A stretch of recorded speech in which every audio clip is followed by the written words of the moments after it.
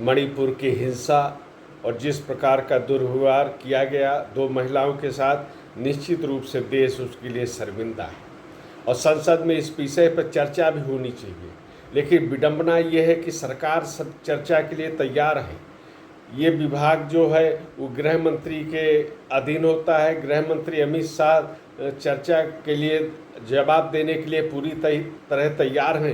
एक बार नहीं, उन्होंने कई बार ही कहा है, विपक्षी दलों को आमंत्रित किया है कि चर्चा में शामिल हो। स्मृति ईरानी ने तो ये भी आरोप लगाया है कि अमित शाह ने जब से ये कहा है कि वो सदन को कुछ तथ्य बताना चाहते हैं, तब से विपक्षी दल खुद इस चर्चा से भाग रहे हैं।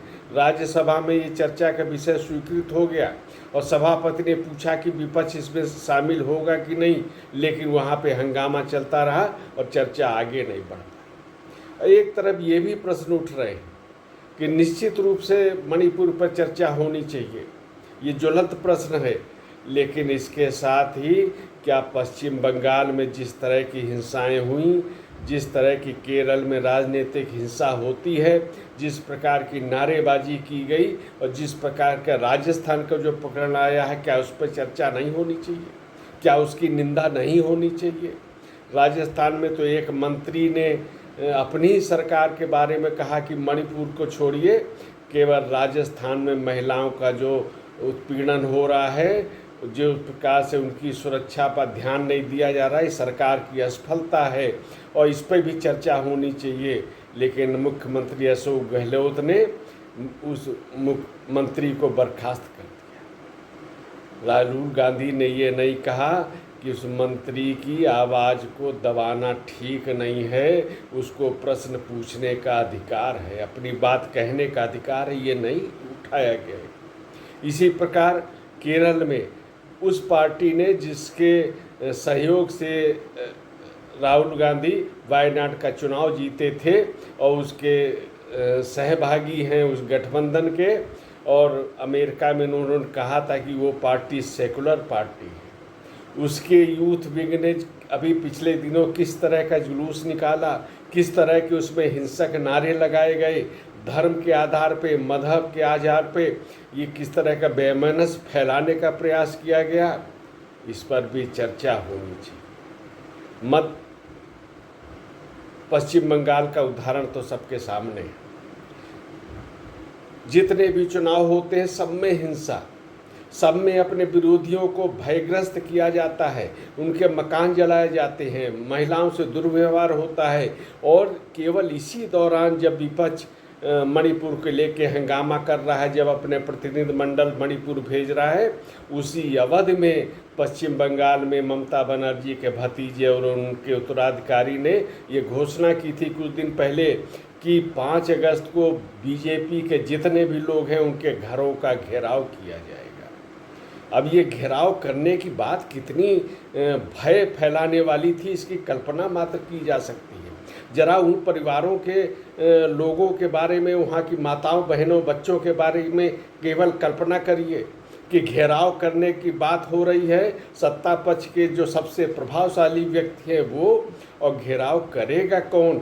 वह कार्यकर्ता जिन्होंने विधानसभा चुनाव के बाद हिंसा फैलाई थी, पंचायती चुनाव में हिंसा फैलाई थी, महिलाओं से दुर्व्यवहार किया था, वह कैडर जब घेराव करेगा घरों का तो क्या मानसिक स्थिति होगी?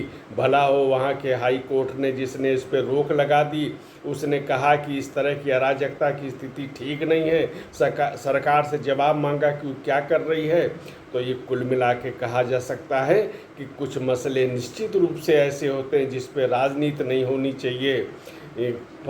मणिपुर का मुद्दा ऐसा ही मुद्दा है, इस पर राजनीति नहीं होनी चाहिए और मिल बैठ के विचार विमर्श होना चाहिए। और फिर विचार अगर चलेगा मणिपुर पर तो अनेक तथ्य उजागर होंगे। हिंसा की शुरुआत कैसे हुई और किसने की, ये बताना पड़ेगा। मैती वर्ग ने जनजाति समूह में अपने को शामिल करने की जो मांग की थी वो न्यायपालिका से की थी, और वो न्यायपालिका के अंतर्गत उन्होंने एक सरकार से जवाब मांगा था।